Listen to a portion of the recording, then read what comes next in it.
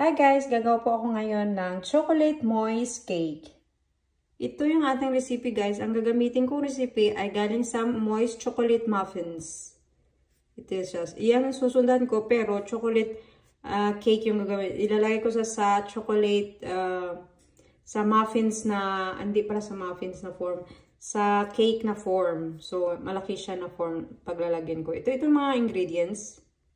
Meron tayong butter, cheese.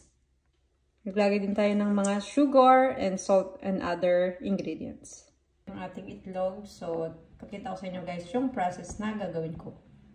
Dito sa loob ng bowl, naglagay na ako ng 2 cups ng flour at saka 1/4 ng cups. Ito yun siya. Maliit lang.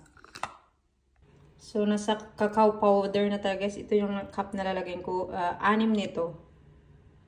Ito na guys yung ating pang-6 na cup ng 1/4 ng cacao powder.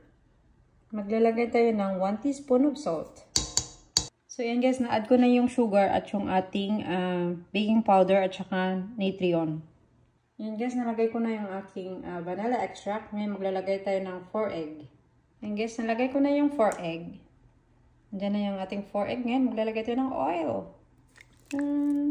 Lagyan na natin lahat ng mga ingredients. So, ayan guys, mag-add na tayo ng milk. Nalagay na natin yung oil. Ngayon, milk naman.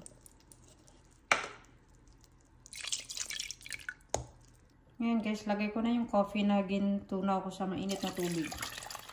So, ayan guys, nag-iinit na ako ng oven. Preheat na natin siya for 120 Celsius.